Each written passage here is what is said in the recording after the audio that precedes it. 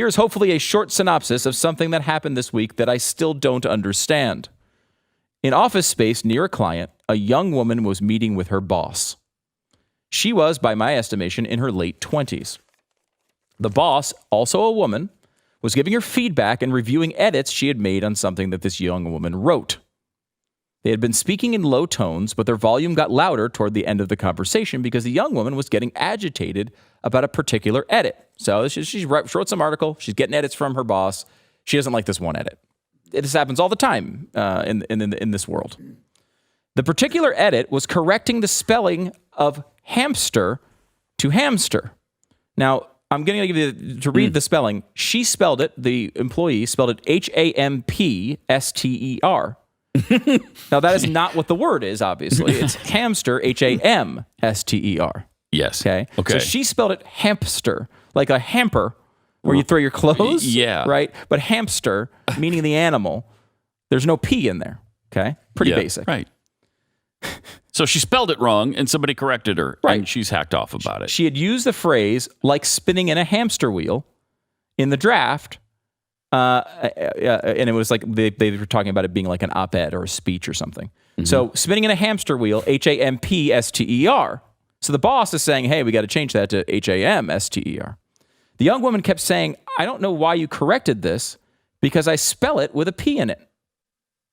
And the boss said calmly, but that's not how the word is spelled. There is no P in hamster. And the young woman replied, but you don't know that. I learned to spell it with a P, and that's how I spell it.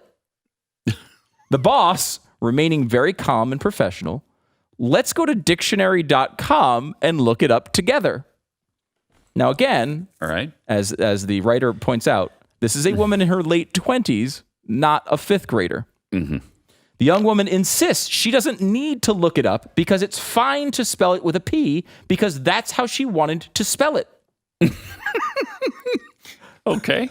The boss says, let's look over the rest of this piece so I can explain the rest of my edits. They do, and I can see the young woman is fighting back tears. The boss is calm, cool, and handles this with professionalism and empathy. The boss says, I know edits can be difficult to go over sometimes, especially when you're working on new kinds of things as you grow in your career. But it's a necessary process and makes us all better at what we do. Can't handle it better than that, right? You can't handle this craziness better than that. Yeah. The boss gets up from the table and goes to her office, and the young woman can barely hold it together. She moves to another table.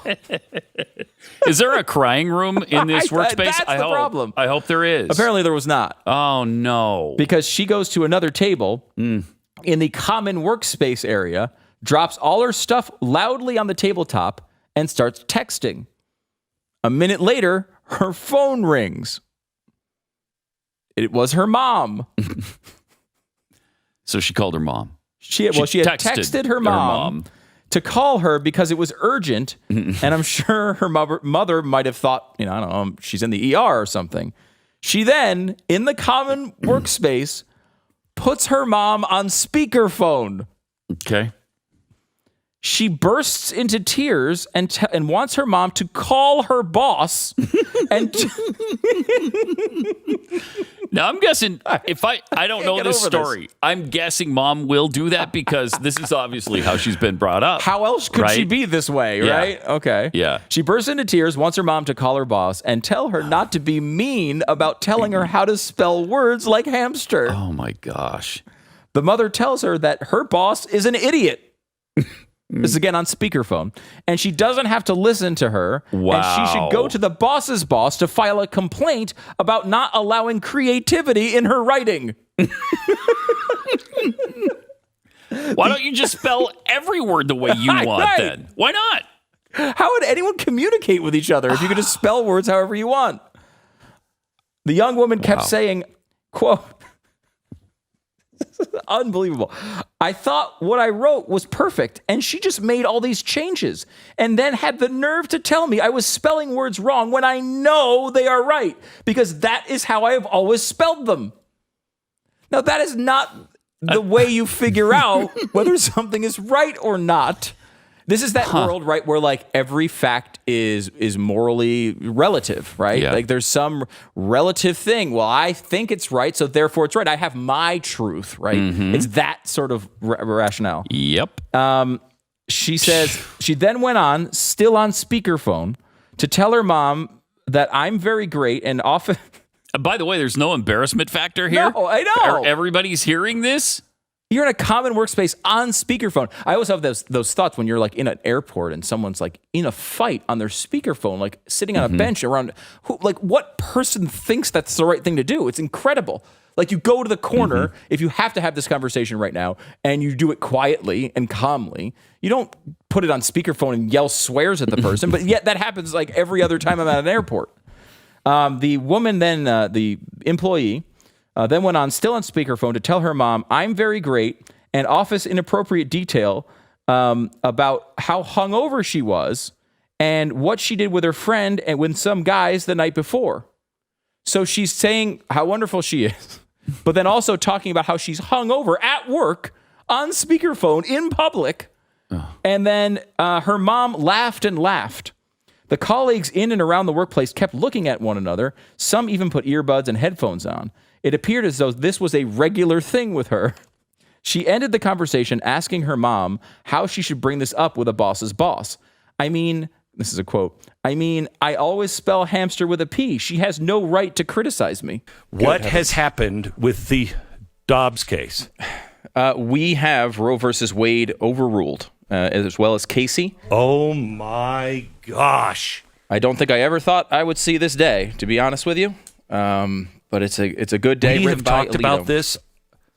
We have been together for 25 years, and we both said never in our lifetime would this happen. Nope, I didn't. Oh my gosh!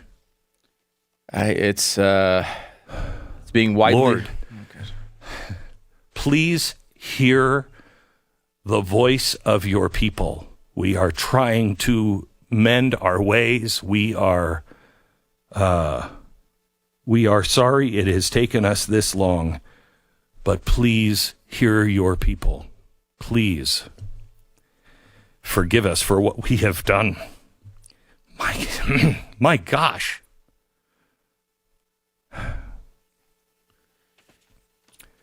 Is the ruling, does it look to be the same as the original Alito ruling? I'm just going through it now. It does seem to be a 6-3 decision. Which is, there was a question of whether Roberts would come on board for this. Looks like he has. So, does seem to be a 6-3 decision.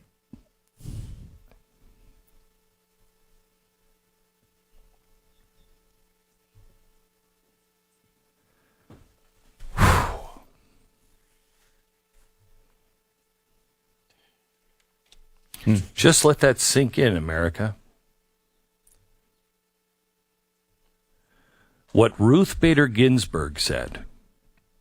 Ruth Bader Ginsburg said that this was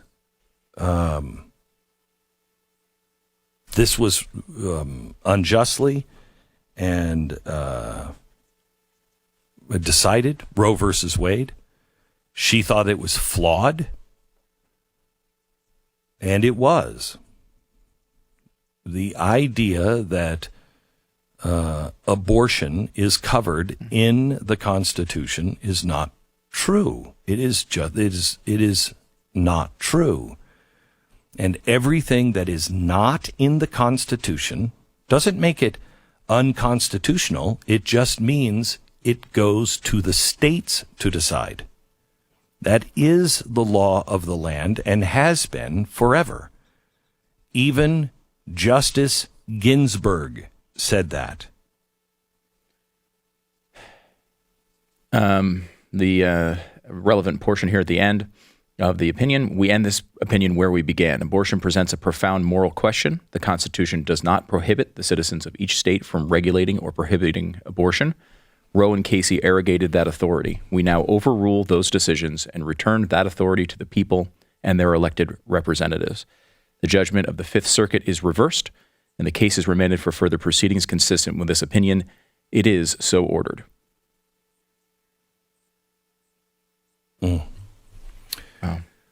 Okay. Our producers need to be watching the White House and all others who are going to come out in a statement. This means Jane's revenge is going to be, at least what they say, is they are going to be lighting cities on fire tonight. I'm prayerful that doesn't happen, but I wouldn't doubt it. The media is going to stir things up like there is no tomorrow. But we can beg the Lord for peace and protection on all sides. You know, I think it is so important to know that we have to be on God's side, because he's not picking sides. He doesn't. He loves all of his children equally. And we just try to do what he wants us to do. So pray for all of those who are terrified about what this means, all those who are, I think, misguided, and pray for peace to wash over us. I have no idea what the Lord wants. Whatever the Lord wants, we'll deal with it. All right. Would you make sure that we have talked to Levitt's office, and if we can, we'll do it on the bottom of the hour. My apologies to him. I don't mean to be rude, but sorry. I hope we can prioritize his local race over the Dobbs decision. Glenn, I don't understand why you didn't do that. It was really rude of you to cut him off in the middle of that. I mean, what could you possibly be talking about? Only tens of millions of children potentially are on the road to living instead of not being alive. But I want to make sure he gets his words in here, because I know that was a high priority to him. So we'll get back to him as soon as possible. I'm glad he prioritized that. It's a really important moment for him to make that personal argument, and I'm glad he made it. I don't care. Can we get? I'm sorry, but we don't have another. We don't have a break long enough. Can we get analysis on bottom of this hour? Because if we get analysis on this hour, if they have time to read it, get analysis on, and then move David to the next hour. If we can't get analysis because they haven't had time to read it yet, then let's. I'm sorry. I'm just shocked that this came out. We were just having this conversation before we went on the air, and Stu said, "What are you going to do if the Dobbs case comes out?" And I said, "It's not going to come out." And he said, "But if it comes out," and I said, "It's not going to come out, but if it does, we have to take that." So I'm just shocked because I did not expect that to happen. Yeah, Glenn, we're going to read one excerpt here from the ruling. "We do not pretend to know how our political system or society will respond to today's decision overruling Roe and Casey. And even if we could foresee what will happen, we would have no authority to let that knowledge influence our decision." Gosh, if that is not the central problem with the Supreme Court so often. So glad they pointed that out. "We can only do our job, which is to interpret the law, apply long-standing principles of stare decisis, and decide this case accordingly. We therefore hold that the Constitution does not confer a right to abortion, period. Roe and Casey must be overruled, and the authority to regulate abortion must be returned to the people and their elected representatives." It is the best of times. It is the worst of times.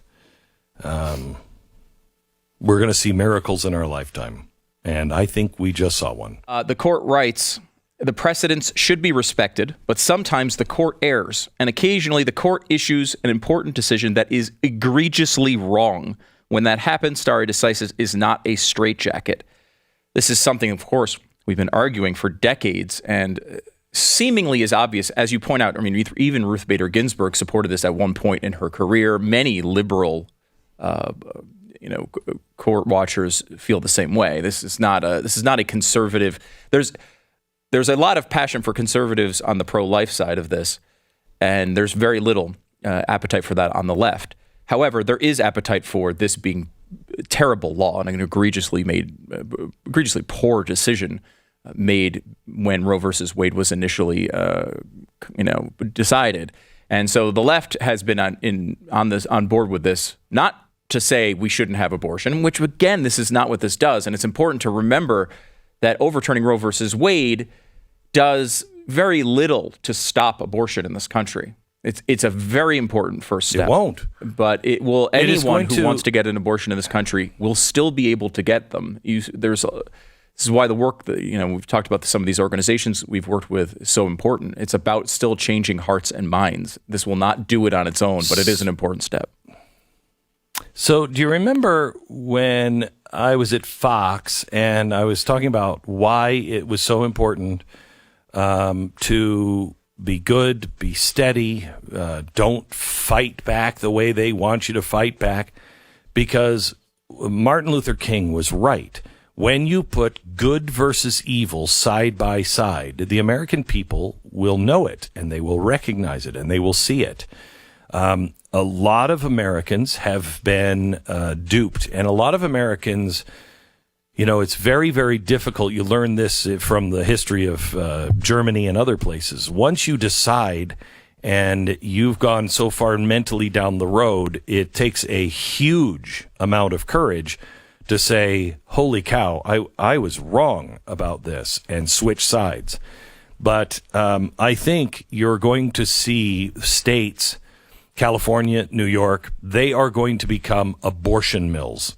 They are going to do abortion vacations. They are going to push the limits as far as they're going to say, if it's up to the state, you will see laws in some states that say after a baby is born, you can kill it. They've done it already in Chicago. They've done it illegally in Chicago. They talked about it in Virginia. They're going to do it in New York. They're going to do it in California. Believe me. And this will be the place where I think a lot of Americans will have to decide, can I live in a state like that? Can I be part of that? This is so far, this will become so far over the edge that most Americans will be appalled by what is happening. Even those who believe that they want to have reasonable limits to abortion, they will not find it reasonable what these death states will do. Josh Hammer, he is the opinion editor of Newsweek. He is the host of the Josh Hammer Show. He is really quite brilliant, one of the leading minds in the conservative movement, I think. Josh Hammer joins us now to tell us, what did you find in this decision? Glenn, great to be back with you on such a momentous and really is emotionally powerful day, honestly.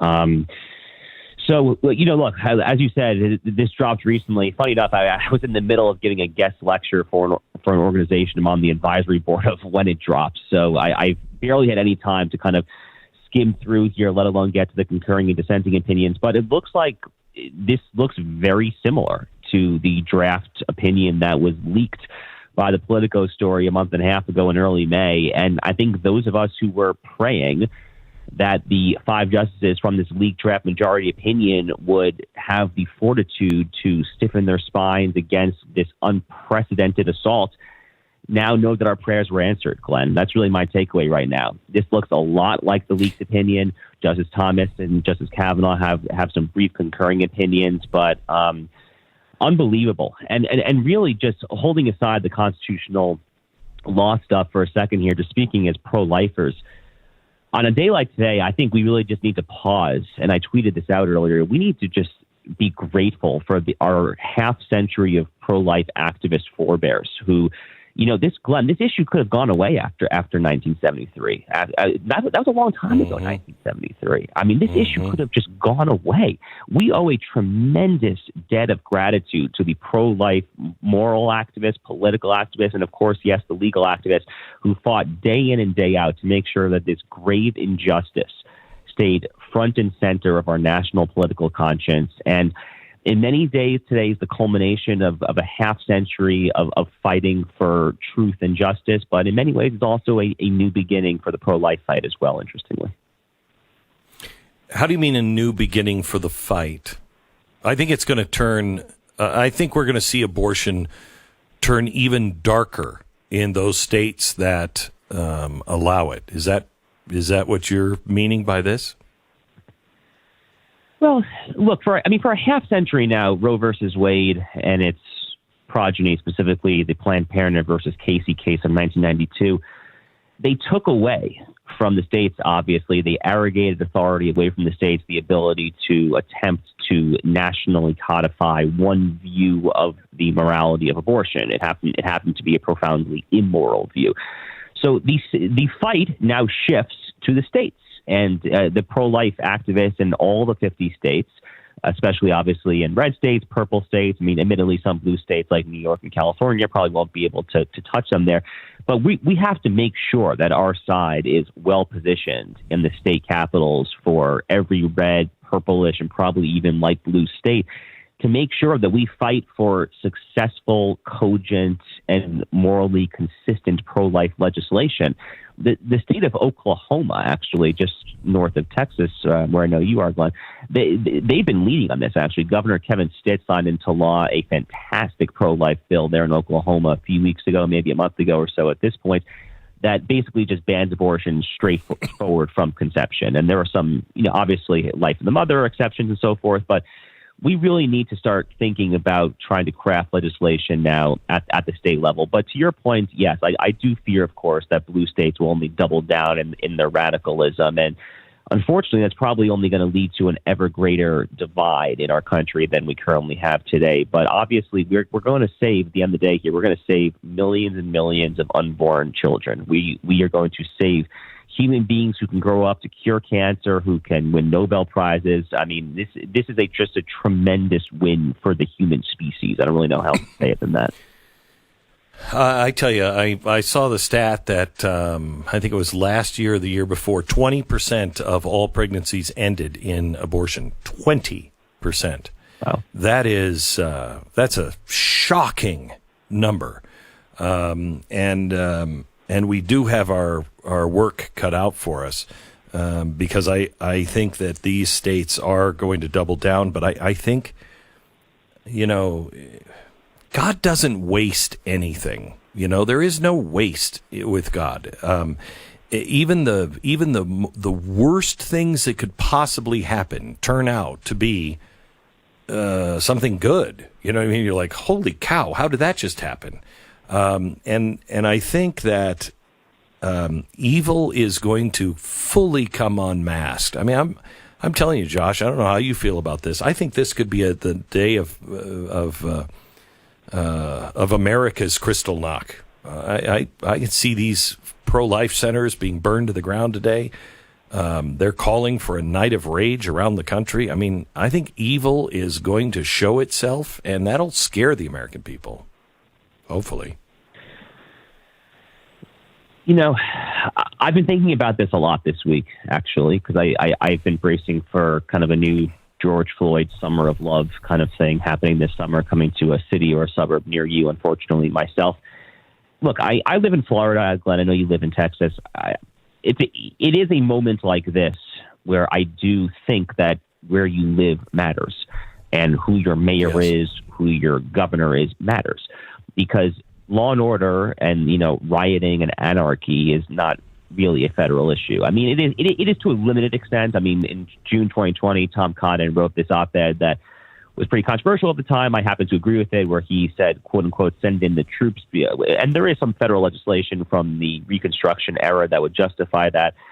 But most kind of quelling and quashing of anarchy does happen, constitutionally speaking, at the state and local level. So at a moment like this, where I fear that you are probably not wrong, I take some solace that Governor DeSantis is my governor. I think Texans, should take some solace that they are represented by a Republican governor and state legislature there as well. So I fear that you are right. I pray, obviously, that no one is harmed. I mean, I fear, though, that is something that something bad is happening. And at the end of the day, of course, that does not mean the justices cannot do what they are supposed to do. So thank God they did that. So, Josh, have you looked into what the White House has been saying? The White House yesterday, in fact, I think, do we have a clip of this, what the White House said yesterday about the guns, and then they were turned to the SCOTUS ruling for Roe versus Wade? Do we have that, please? Will the president accept this decision as legitimate, even if he disagrees with it? It's going to come from the Supreme Court, so it's going to be a decision that we certainly are going to respond to. So I'll leave it at that. I mean, it's just like any other Supreme Court decision, just like the one that they did today on guns. So the White House won't say that they're going to accept it, which I don't think they will.